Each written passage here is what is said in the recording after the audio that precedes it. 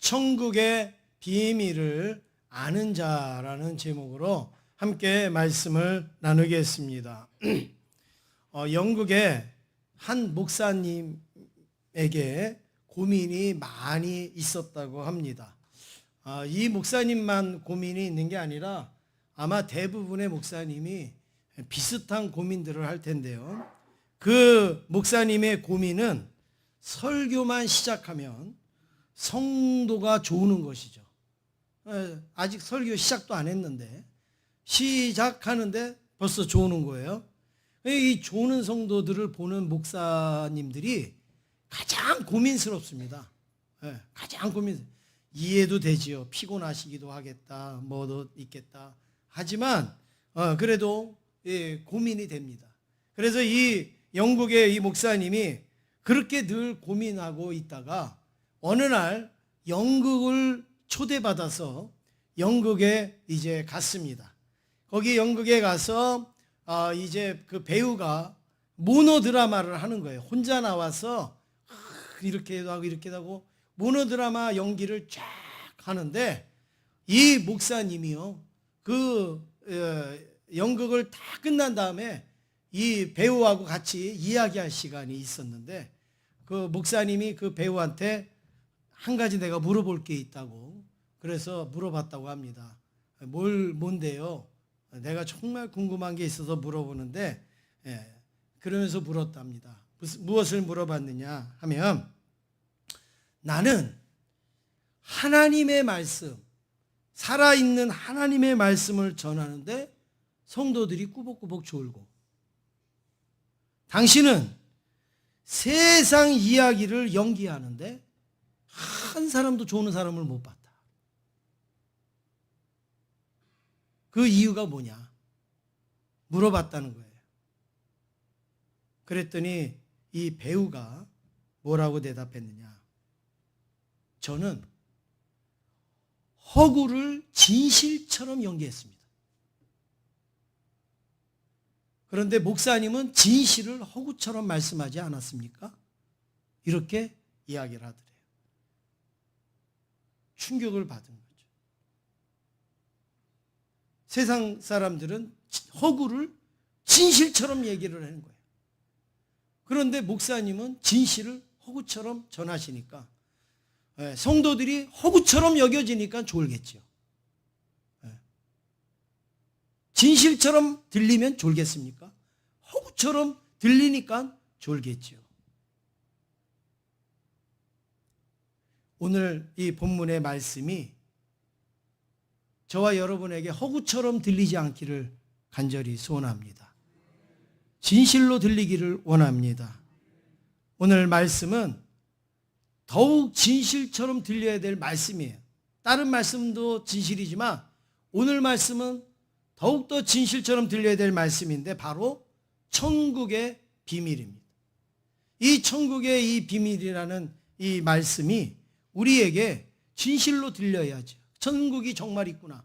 천국을 정말 사모하고 천국을 정말 기대하고 그리고 기다리는 자세. 그래서 11절 말씀 우리 한번 같이 읽어보시겠습니다. 11절입니다. 시작.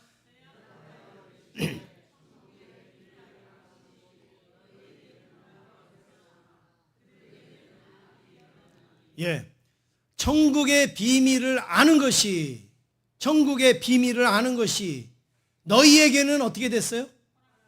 허락이 됐어요. 너희들은 알 수 있다 이거예요. 그런데 다는 아니다. 그들에게는 아니다. 그러니까 천국의 비밀을 아는 사람들이 있고 천국의 비밀을 모르는 사람들이 있는 거예요. 여러분들은 천국의 비밀을 아는 사람들입니까? 모르는 사람들입니까? 아는 사람들이에요. 천국의 비밀을 아는 사람들은 천국의 비밀을 모르는 사람하고는 완전히 다른 거죠.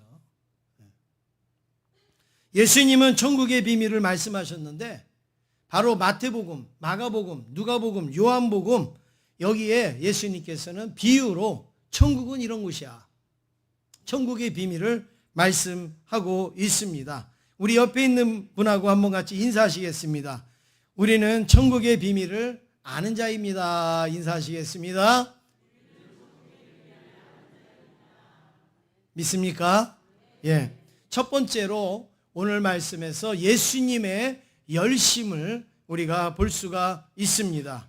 마태복음 4장 23절에 보면 예수님께서 이 땅에서 어떤 사역을 하셨는지를 한 줄로 보여주는 말씀이 있습니다. 한번 같이 마태복음 4장 23절을 읽어보시겠습니다. 시작.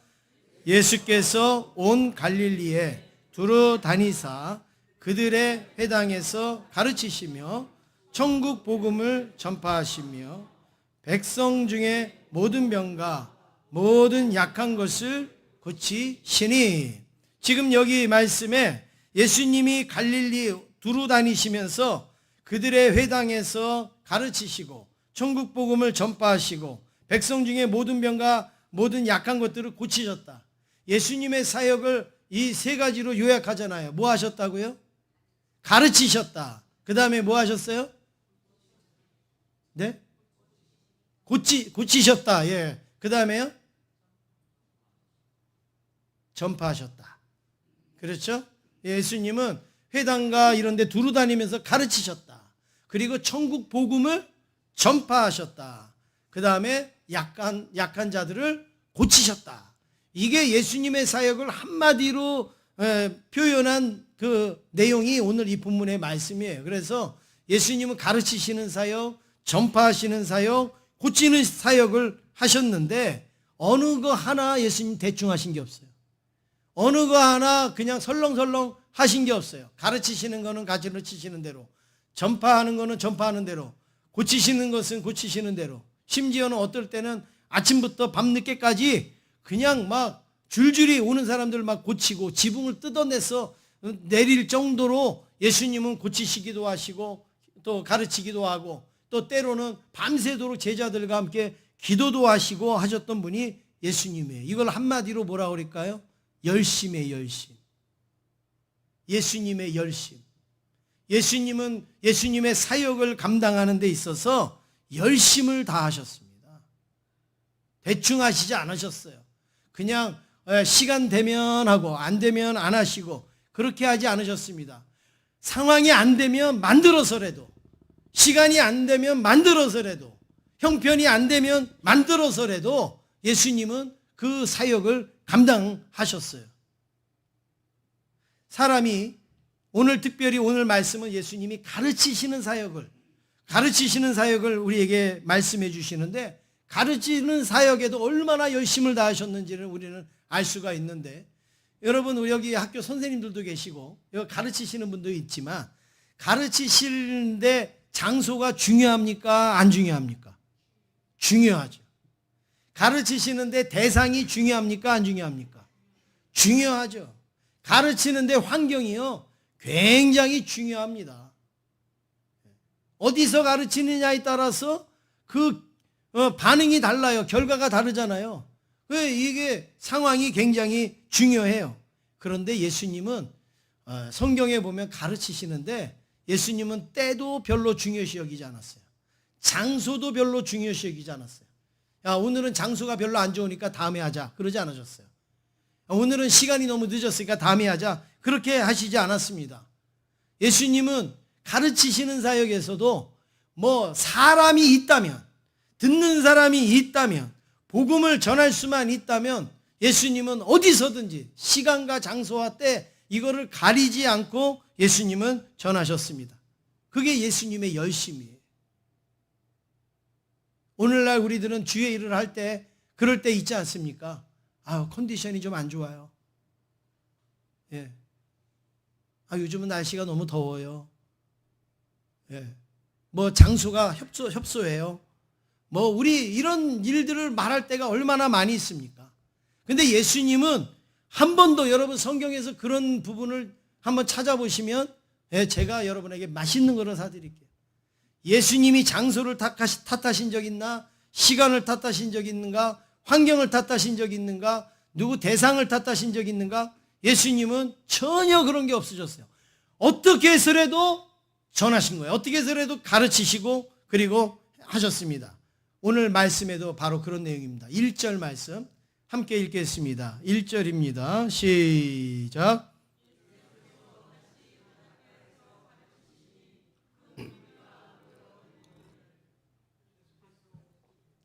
예, 계속 읽으셔야죠.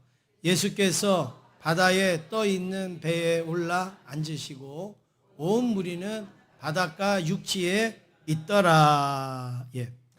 여러분 이 성경을 읽으실 때 좀 이거를 조금 잘 좀 하시면 좋을 것 같아요. 그 강약 조절과 억양과 이런 거를 잘 하시면 성경이 훨씬 더 이해가 잘 되고, 그리고 훨씬 더 읽기가 좋습니다. 예를 들면 이거예요. 예수께서 다시 바닷가에서 가르치시니, 이러면은요 이게 무슨 말인지 몰라요. 예수께서 다시 바닷가에서 가르치시니 다르잖아요. 그렇죠. 이게 우리가 이렇게 읽으셔야 되는데, 그냥 입에다가 못하다라는 것처럼 그냥 그 AI가 요즘 뭐 하는 것처럼 예수께서 다시 바닷가에서 가르치시니 큰 무리가 모여들거늘, 이렇게 하면 우리가 읽기도 힘들고 명확하지도 않고 이해도 안 돼요. 그래서 우리가 성경을 읽으실 때에 이거를 조금 내가 조금 이게 잘 안 된다 하시는 분은 좀 유념해서 읽으시면 좋겠어요. 그냥 막 쭉 이렇게 읽지 마시고요. 그러면 우리가 읽는 거는 이해를 하려고 읽지 않습니까? 근데 읽고 나도 무슨 말인지 몰라요. 그거는 하나 도움이 안 됩니다. 우리 한번 1절 한번 다시 한번 읽으시는데, 어떤 분은 또 그러다 보니까 너무 예수께서 다시 또 이렇게 또 하니까 또 너무 안 맞고, 어떤 분은 막 예수께서 다시 막 이러니까 또 안 맞고, 예. 우리가 적절한 박자와 템포가 있지 않습니까? 예. 그걸 한번 가지시고 읽으시는 게 여러분 굉장히 좋습니다. 이게 나만 생각하지 말고요, 다른 분도 좀 생각을 해야 돼. 그래서 똑같이 착착착착 읽으면요 훨씬 더 은혜스럽습니다. 한번 같이 1절 읽겠습니다. 시작.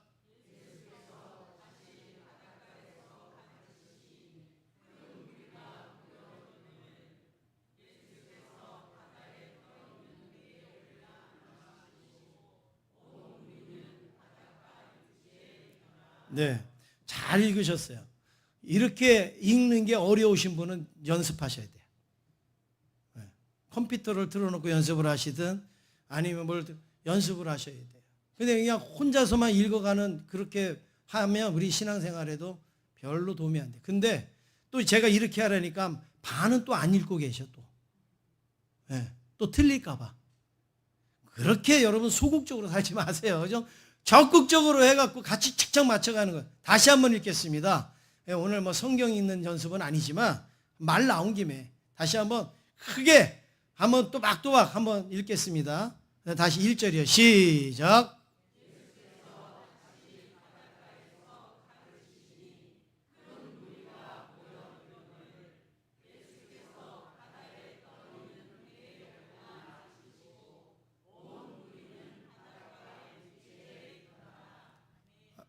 좋습니까? 안 좋습니까? 좋잖아요. 그런데 어디는 빨리 가고 어디는 늦게 가고 이래 보세요. 그러면 이건 뭐야? 이렇게 되잖아요. 자, 오늘 여기에 보면 예수님께서 다시 바닷가에서 뭐 하셨다고요? 가르치셨다. 바닷가에서 가르치셨다. 큰 무리들이 모였다. 지금 예수님께서 집에서 나가서 바닷가에서 큰 무리들이 모여서 거기서 가르치셨다. 바닷가는 가르치기에 좋은 장소일까요? 나쁜 장소일까요? 좋지 않은 장소예요. 바닷가에서는요, 말도 잘 안 들려요. 바닷가에서는 전달이 잘 안 돼요. 산만해요. 그리고 소리가 모여져야 되는데 모여지지가 않아요. 그래서 여러분 바닷가에 가서 아이들하고 막 이렇게 피서를 즐기다가 보면 아이들이 저 안에 물에 들어가서 막 놀고 있는데 이쪽에서 밥 다 됐다고 엄마가 얘야 밥 먹으라고 부르면 애가 들어요, 안 들어요? 못 들어요. 못 들어요. 왜 못 들어요? 노는데 정신이 없기도 하지만 안 들려요. 왜냐하면 바닷가에서는 저기 바다에서 이쪽으로 바람이 불기 때문에. 그러니까 소리가 여기서 아무리 질러도요 안 가요. 안 가요. 이 바닷가는 아주 어려운 거예요. 그런데 예수님께서 사람들이 모여오니까 지금 바닷가인데도 불구하고 예수님께서는 가르치셨다. 여기는 바닷가야. 내가 목 아파. 내가 너희들한테 전하기가 힘들어. 다음에 어디 조용한 데 모이거든 내가 말해줄게. 예수님 그렇게 하신 적이 없단 말이에요. 그래? 그러면 다 모여. 거기 앉아. 그리고 예수님이 배를 띄워서 그 안으로 들어가시고 거기서 이렇게. 이거는요 과학적으로 굉장히 좋은 방법이라는 거죠. 이쪽에 모래사장에 앉아서 이렇게 이야기하면 안 들려요. 그런데 예수님은 바닷가에 배 타고 가서 앉고 그 해변가에 사람들이 쭉 앉으면 예수님이 무슨 말씀을 하면 바람 타고 거기에 싹 들리는 거예요. 그래서 예수님은 거기서 가르치셨다. 환경이 안 좋지만 안 좋은 가운데서도 가르치시려고 힘썼다는 거예요. 가르치려고 노력을 했다라는 거예요. 이게 예수님의 열심입니다. 여러분 그렇습니다. 우리가 이것 저것 따지다가 보면 아무것도 할 수가 없습니다. 그런데 예수님은 사람만 모이고 듣는 사람만 있다면 예수님은 가르치신 거예요. 말씀을 전하신 거예요. 열심으로. 예수님이 이런 열심으로 말씀을 가르치셨다면 오늘 우리의 열심은 어떨까요? 때로는 바닷가 같은 환경이 있을 수가 있어요. 때로는 상황이 안 좋을 수도 있어요. 열악할 수도 있어요. 그렇지만 어떻게 해요? 내 열심으로 하나님의 일을 감당하는 거예요. 어떻게 우리가 하나님 잘 믿을 수 있는 환경을 100% 하나님이 주실 수가 있겠어요? 때로는 잠이 모자랄 수도 있고 때로는 시간이 없을 수도 있고 때로는 건강이 안 따라올 수도 있고 때로는 여러 가지 우리 부족한 부분이 있을 수도 있죠. 그렇지만 어떻게 해요? 그걸 뭘로 채우냐? 열심으로 채우는 거예요. 열심. 뭘로 메꿔요? 열심으로 메꾸는 거예요. 예수님은 어떠한 장애에도 불구하고 하나님의 말씀을 전하시고야 말고 가르치시고야 마는 열심이 있었습니다. 우리 옆에 있는 분하고 한번 같이 인사하시겠습니다. 예수님의 열심이 우리에게 필요합니다. 우리 같이 인사하겠습니다. 예수님의 열심을 우리에게도 필요합니다. 제가 이 문자를 잘못 썼어요. 그런데 고쳐서 하겠습니다. 예수님의 열심을 우리에게도 주세요. 하겠습니다. 시작. 예수님의 열심을 우리에게도 주세요. 할렐루야. 예, 여러분 내가 힘들고 어렵다고 여겨질 때 예수님의 열심을 한 번만 생각하면 예수님이 그런 어려운 가운데서도 열심을 내셨는데 생각하시면 우리도 감당할 수 있을 겁니다. 두 번째는 천국의 비밀입니다. 지금 예수님은 천국의 비밀을 제자들에게 말씀하시면서 비유로 말씀을 하셨는데 이 천국, 보이지 않는 천국을 어떻게 예수님은 말씀하셨는가? 비유로 말씀하신 거죠. 비유. 예수님은 비유로 천국의 비밀을 말씀하시는데 그 비유의 내용이 오늘 3절부터 8절까지의 씨 뿌리는 비유로 먼저 나오고 있습니다. 그게 여러 가지가 되지만 오늘은 씨 뿌리는 비유로 천국의 비밀을 말씀하시는 거죠. 우리나라는 씨를 뿌릴 때에 저는 농사를 지어보지 않았기 때문에 잘 모르지만 상식으로 또 우리가 이렇게 어깨너머로 보면 우리나라는 씨를 뿌릴 때 밭을 갈고 씨를 뿌립니까? 씨를 뿌린 다음에 밭을 갑니까?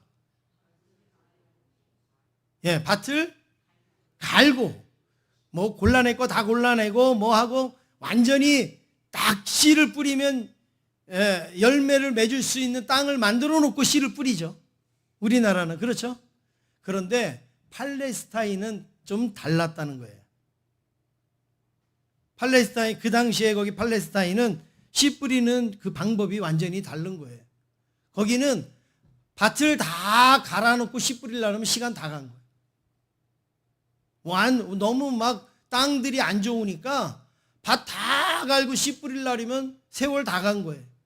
그렇게 할 수가 없어요. 그러니까 어떻게 할까요? 여기 이렇게 여기가 내 밭이다. 그러면 씨부터 쫙 뿌리는 거예요. 그리고 시간 날 때 가서 돌 골라내고, 시간 날 때 가서 뭐 가시덤불도 치워내고, 막 왔다 갔다 하면서 이제 그 밭을 만드는 거예요. 그러니까 어디 한 곳에는 돌이 막 쌓여 있겠고, 뭐 어디 한 곳에는 뭐 가시덤불 같은 게 있겠고, 뭐 그렇게 왔다 갔다 하다 보면 또 뭐가 나요? 길이 나요, 길이 나. 그러니까 길은 또 굳어져 가지고 딱딱하죠. 그런 밭을 지금 여기서 말하는 거예요. 팔레스타인은 우리나라의 개념으로 이해를 하면 이 씨 뿌리는 비유는 절대 이해가 안 갑니다. 아니 누가 돌밭에다가 씨를 뿌리는 사람이 어디 있어? 있어요? 없잖아요. 우리는 가시덤불이 있는 데다 거기다가 누가 씨를 뿌려요? 없어요. 그러니까 이 말씀이 이해가 안 가는 거죠. 아니 무슨 좋은 밭에 놔두고 왜 그렇게 하는가? 그렇지 않아요. 팔레스타인은 그냥 다 뿌리는 거예요. 다 뿌리고 돌도 걷어내고 뭐 이렇게 하다가 거기서 나오면 다행이고 안 나오면 어쩔 수 없고 뭐 이렇게 이제 그 같은 밭이지만 그 성격이 그 안에 네 가지의 성격이 나타난다 이거예요. 그 밭의 내용이 한 네 가지의 성격이 나타난다 이거죠. 그러면 첫 번째는 뭐냐? 길가에 떨어진 씨죠. 길가에 떨어진 씨예요. 뭐 왔다 갔다 하다 보면 길이 나잖아요.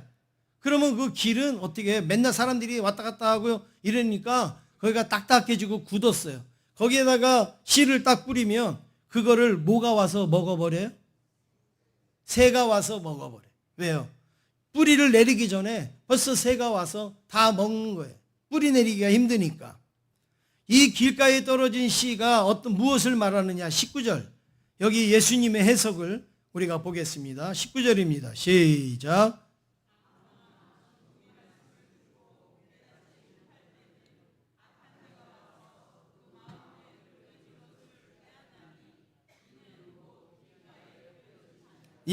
여기 보니까 이 길가에 떨어진 씨를 뭐라고 말씀하느냐면 이렇게 천국 말씀을 듣고 하나님의 말씀을 듣고 은혜는 받았어요.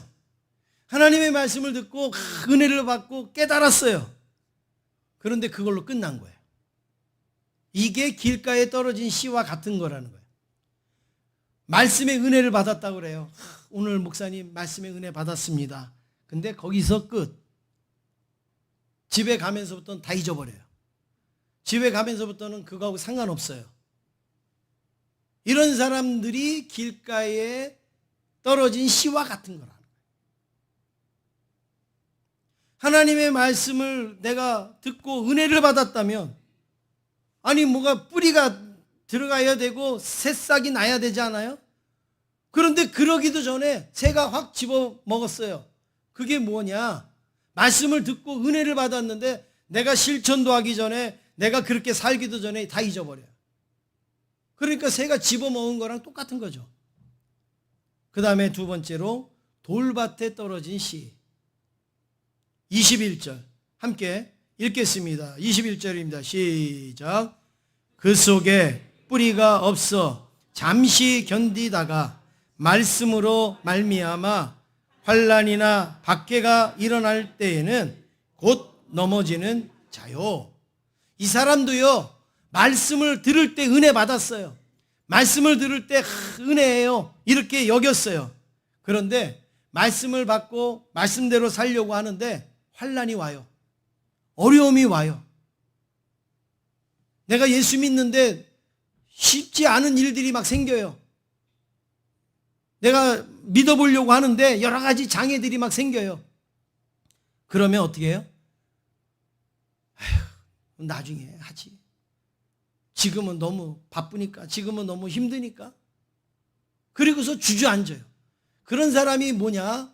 바로 돌짝밭에 씨가 떨어졌는데, 씨가 뿌리를 내리려고 했는데, 이 돌과 돌 사이를 뚫고 밑에 땅에다가 내려야 되는데 땅까지 가기가 힘들잖아요. 그러니까 그냥 거기서 그냥 말라 죽는 거예요. 하나님의 말씀을 듣고 은혜를 받아요. 근데 은혜를 받고 내가 말씀대로 살려고 하는데 그냥 옆에서 협조를 안 해주는 거예요. 그냥 남편도 협조를 잘 안 해주고 아내도 협조를 아이들도 협조를 안 해주고 사업도 잘 안 되고 막 이래요. 그러면 어떻게 돼요? 그냥 손 내려놓는 거예요. 그게 돌짝밭에 떨어진 씨예요. 그 다음에 세 번째는 가시떨기에 떨어진 씨를 말씀합니다. 가시떨기에 떨어진 씨가 있다는 거예요. 이게 뭐냐? 22절 예수님의 해석을 보겠습니다. 시작. 가시떨기에 부러졌다는 것은 말씀을 들으나 세상의 염려와 재물의 유혹에 말씀이 막혀 결실하지 못하는 자요. 예, 가시떨기에 떨어졌다는 건 뭐냐? 이 사람도 말씀을 들어요. 은혜를 받아요. 그래서 이 말씀대로 살아야지, 이 말씀을 내가 붙들어야지 하는데 세상에 미련이 생겨요. 세상에 염려가 생겨요. 밥은 어떻게 먹고 살지? 직장생활은 내가 어떻게 하지? 아유, 나랑 재밌게 노는 친구들은 어떻게 하지? 이런 게 자꾸 생겨요. 그러다가 보니까 어떻게 해요? 뿌리를 내리지 못하는 거예요. 마치 가시덤불에 씨가 뿌리를 내려가지고 막 새싹이 올라와요. 근데 올라오는데 막 이 가시 찔리고 저 가시 찔리고 막 이러니까는 길을 못 써요. 그러다가 말라 죽잖아요. 마찬가지예요. 우리가 말씀을 듣고 은혜를 받았다고 하는데 저 사람 집 산 거 보면 배 아프고 저 사람 땅 산 거 보면 배 아프고 저 사람 차 산 거 보면 속상하고 저 사람 놀러 다니는 거 보면 나도 놀러 가고 싶고 뭐 이런 게 눈에 들어오니까 내가 믿음 생활을 잘할 수가 있겠습니까? 없죠. 그럼 마지막으로 네 번째는 좋은 땅에 떨어진 씨라 그랬어요. 좋은 땅에 떨어진 씨. 23절. 이 좋은 땅에 떨어진 씨는 예수님이 어떻게 해석을 하셨는가 보겠습니다. 시작.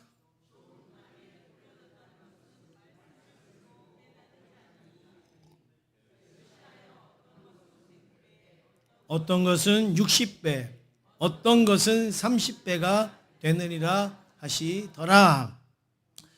좋은 땅에 떨어졌다라는 것은 말씀을 들었어요. 이 사람도 들었어요. 이 사람도 은혜를 받았어요. 여러분, 이 네 가지의 밭의 사람들이 전부 그 공통점은 말씀을 들었어요. 다 은혜 받았어요.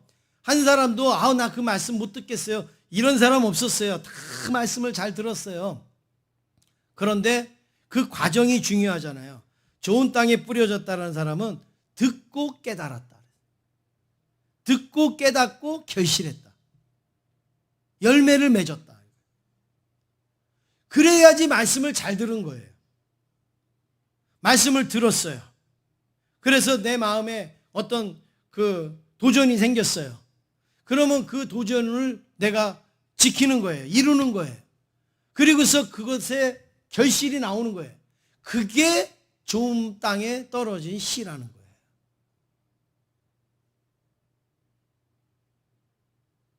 사랑하는 성도 여러분, 말씀을 듣기만 하지 마시고 은혜만 받기만 하지 마시고 듣고 깨닫고 결실하시기를 간절히 원합니다. 그게 좋은 땅에 뿌려진 씨예요. 씨는 똑같아요. 씨는 똑같아요. 그런데 결실이 되느냐 안 되느냐. 저는 목회하면서 너무나도 안타까운 게 10년을 예수 믿어도 요만큼도 안 변하는 사람이 있어요. 이건 목사의 능력의 문제지만 아무리 목사의 능력이 무능해도 그래도 잘하는 사람도 있잖아요. 그럼 잘하는 사람은 능력이 없는데도 잘하면 그건 진짜 능력이죠. 그건. 뭐가 조금 이만큼이라도 좀 바뀌는 게 있으면 감사할 텐데 정말 맨날 염려 때문에 걱정하던 사람은 염려, 근심하는 사람은 근심 때문에 잘하다가도 주저앉고 그 단계를 뛰어넘지 못하는 사람들이 있어요. 그게 너무 안타까운 거예요. 오늘 이 좋은 땅에 떨어진 씨처럼 말씀을 듣고 깨닫고 결심하여서 좋은 열매까지 맺으면 얼마나 좋겠습니까? 그런데 여기에 보니까 말씀을 듣고 깨닫고 결실을 맺었는데 어떻게 결실을 맺었냐? 100배, 60배, 30배. 여러분, 우리는 대충 뭐라고 이야기하기가 편해요? 30배, 60배, 100배. 오늘 제 얘기가 허구로 들리는 사람이 몇 사람 있는 것 같아요. 제 설교가 허구입니다 이렇게 들리는 사람이 몇 사람이 있는 것 같아요.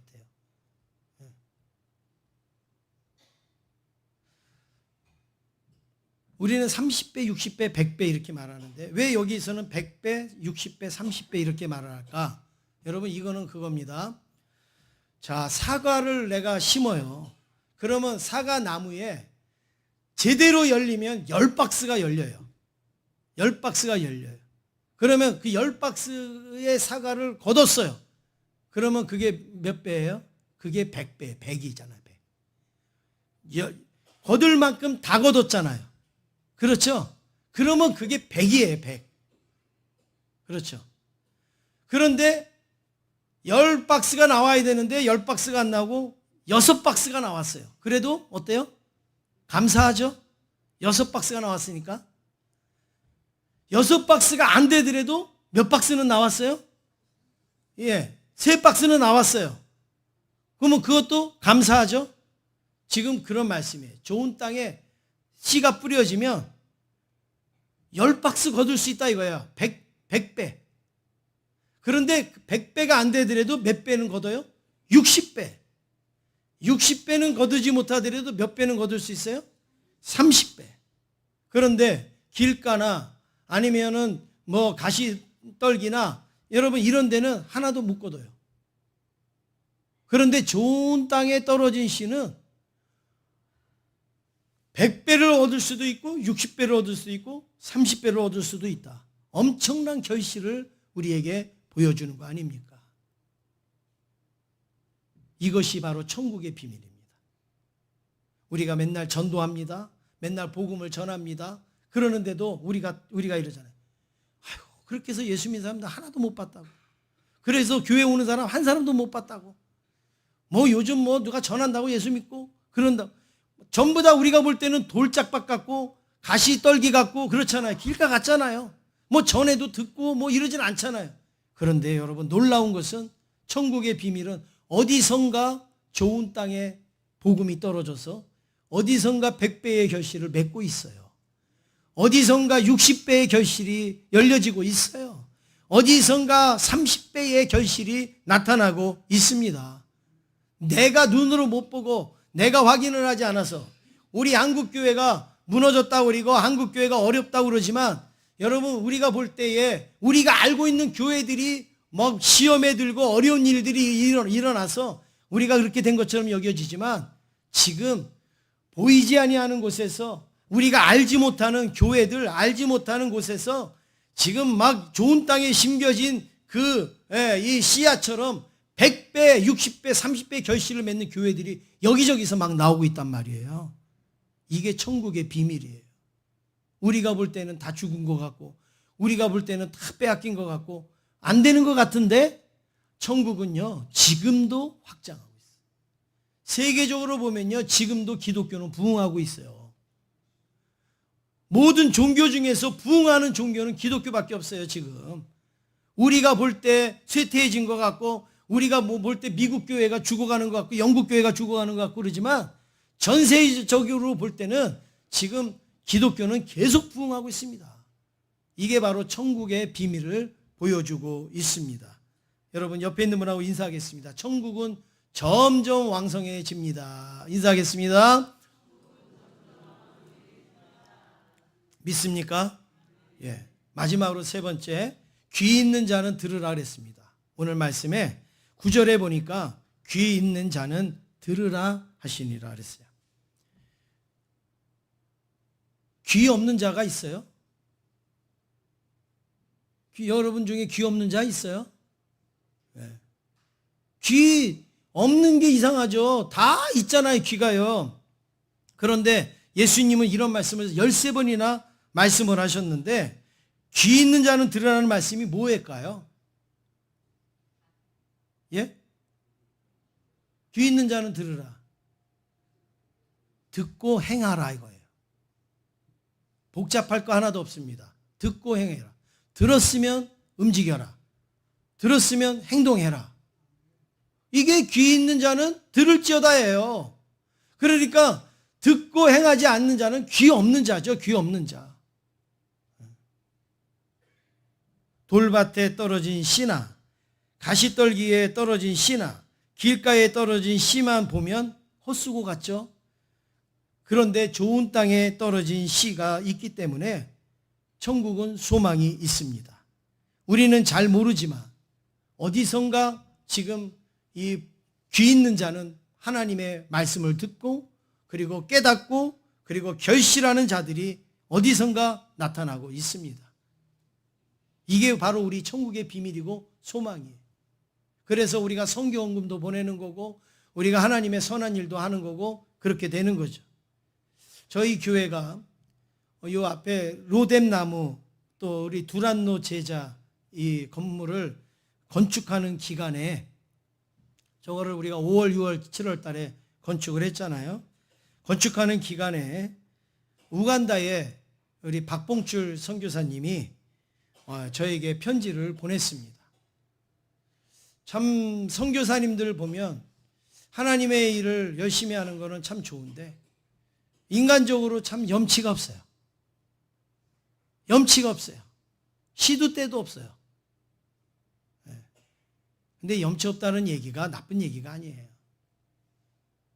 아까 예수님 같이 시도 때도 없이 주의 일을 하려고 그러고 하나님의 일을 하려고 한다라는 그걸 제가 그렇게 표현한 거죠. 무슨 편지를 썼느냐? 이런 편지를 썼습니다. 코로나 기간에 그 젊은 사역자 고향에다가 교회를 개척을 시켰어요. 선교사님이. 그래서 자기 고향에 가서 이제 교회를 개척하고 건축을 시작한 거예요. 이 친구가. 그런데 가서 보니까 성도들은 많이 모이는데 돈이 없어서 건축을 하다가 중단해 버린 거예요. 그러니까 이 박봉출 선교사님이 안타깝잖아요. 그래 뭐 여기저기 뭐 수소문했겠지만 오죽하면 뭐 저한테 편지를 썼겠어요. 그래서 저한테 편지를 써서 목사님 이 교회가 건축가 다 중단이 됐습니다. 마무리를 지으려면 500만 원이 필요합니다. 그렇게 편지를 저한테 보냈어요. 그 염치가 없죠. 우리도 지금 저거 건축하고 있는데 우리도 지금 힘들게 저거 짓고 있는데 얼마 전에 또 우리가 우간다 가가지고 건축하고 헌당 예배 드리고 기공 예배 드리고 그냥 있는 거 없는 거 다 쏟아붓고 왔는데 또 500만 원이 모자란다고 편지를 보냈어요. 그러면서 저런 사진을 보내온 거죠. 이 편지를 읽고 제가요 며칠을 고민을 하고 기도를 하고 며칠을 고민하고 기도했어요. 교회에다가 차마 말씀을 드릴 수가 없어요. 우리 저기 건축 벌려놨죠. 또 올 초에 우간다 갔다 왔죠. 또 우리가 하는 데가 거기만이 아니라 여기저기 많이 있는데 이거를 교회에다가 뭐 제가 여기 필요하다는데요 이러면 우리 교회 다 해주시겠지만 진짜 제가 그런 어떤 저기가 없었어요. 그래서 못한다고 연락하기도 안 되고 또 교회에다가도 말씀드리고 없어서 제가 고민을 하면서 기도하다가 제가 500만 원을 보냈습니다. 우리 사모가 치료받아야 되는 그 돈을 조금씩 모아놓고 준비해둔 그 돈 500만 원 그거를 보냈습니다. 거기에는 뭐 교회의 사랑과 여러분들의 사랑도 다 들어있는 거예요. 그래서 그거를 보내고 제가 집에다가도 얘기 안 하고 그냥 보냈어요. 아마 오늘 지금 처음 들었을 것인데 아마 잘했다고 그럴 거예요. 그리고 기쁘다고 그렇게 여길 겁니다. 제가 왜 보냈는가? 돈이 많아서 보낸 게 아니에요. 돈 자랑하려고 보내는 거 아니에요. 목사가 500만 원이 그게 500만 원입니까? 엄청나게 큰 돈인데. 지금 좋은 밭에 씨가 떨어져서 막 부흥한대잖아요. 좋은 밭에 씨가 떨어져서 막 열매를 맺는다잖아요. 그런데 돈이 없어서, 단지 돈이 없어서 건축이 중단돼서 저러고 있는데 안타깝잖아요. 그래서 나라도 좀 도와야 되겠다. 치료하려고 모아놓은 돈이지만 치료 안 하게 되면 더 좋을 것이고, 그래서 그거를 보낸 겁니다.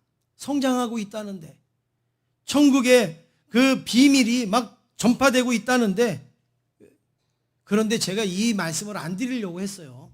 뭐 그렇게 보냈으면 보낸 거지 뭘 이 말씀을 드리려고 했는데, 제가 그걸 공치사하려고 말씀드리는 게 아니라 이것 때문에 어저께 막 사진이 막 오는 거예요. 선교사님한테 사진이 막 오는 거예요. 그 뒤에 다음 사진입니다. 다음 사진. 지금 이제 다시 건축이 시작됐다고 하면서 그 이제 사진을 막 보내오는데, 저 사진들을 제가 보고서 그래, 이게 좋은 밭에 뿌려진 씨지, 이런 거예요. 지금 막 철근이 들어오니까 온 여자성도 아이들 그 다 모여갖고 지금 저거 내리고 있고, 그리고 막 자갈 날르고 있고 푸고 있고, 뭐 철근 넣고 지금 다 저 교인들이 막 여자고 아이들이고 상관없이 자갈 푸고 머리에다 이고 해가지고 저게 얼마나 좋아가지고 지금 저 막 지금 건축을 다시 시작하니까 너무 좋아. 저 얼굴들 보세요.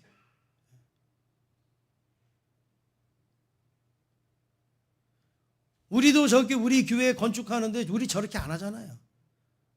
그런데 저 나라 얼마나 기쁘면 막 여자들이고 아이들이고 나와서 삽자루 들고 막 이고 하면서, 제가 저 사진을 보고 이 말씀하고 연관이 있는 것 같아서 제가 저거 말씀드리려고 말씀드린 거예요. 천국의 비밀을 아는 사람은 하찮은 일에 목숨 걸지 않고, 불필요한 일에 마음 두지 않고, 사소한 일에 끌려다니지 않습니다. 우리에게는 이 세상 어디에서도 찾을 수 없는 천국의 비밀을 소유한 사람들이에요. 저와 여러분들은 천국을 가진 사람들입니다. 천국은 허구가 아니라 진실입니다. 허구를 쫓는 사람들도 진실처럼 산다고, 진실처럼 연기한다고 하는데, 우리는 천국의 진리를 믿는 사람들이 천국이 없는 사람처럼 살아서 되겠습니까? 이제부터는 천국의 비밀을 아는 자처럼 생각하고, 천국의 비밀을 아는 자처럼 말하고, 천국의 비밀을 아는 자처럼 행동하고 살아가기를 원합니다. 세상 사람들은요, 우리가 교회에 대해서 얼마나 많이 아는지 관심 없어요. 천국에 대해서 말해주기를 원해요. 우리가 얼마나 주변의 일에 빠삭하게 잘하는지 그거 관심 없어요. 하나님에 대해서 관심 갖기를 원해요. 제가 목회하면서 참 힘든 부분이 있습니다. 그거는 무엇이냐? 천국에 대해서 우리가 알리고 관심 갖고 이야기해야 되는데, 그게 아니라 교회의 사소한 것 가지고 이렇게 저렇게 이야기하는 소리가 제일 힘들어요. 목사님이 뭐라고 그랬어? 목사님이 뭘 어떻게 했어? 뭐 장로님들이 뭘 했어? 어쩌고 앞으로 뭘 할 거야? 여러분, 그게 뭐가 그렇게 중요하냐 말이에요.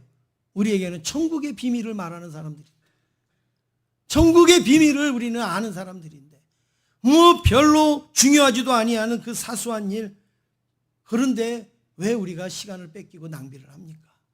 사랑하는 성도 여러분, 우리가 자랑할 거는 천국밖에 없어요. 교회 일 많이 아는 게 뭐 자랑이에요? 뭐 내가 뭐 이것저것 많이 아는 게 뭐 이렇게 대단한 거예요? 우리의 자랑은 천국 알면 돼요. 천국. 그리고 천국을 증거하고 천국을 말하고, 좋은 밭에 씨앗이 뿌려져서 아주 100배, 60배, 30배 결실을 맺을 수 있도록 하는 것이 우리의 역할이고 책임인 줄로 믿습니다. 옆에 있는 분하고 인사하겠습니다. 세상 자랑 말고 천국 자랑하세요. 우리 인사하겠습니다.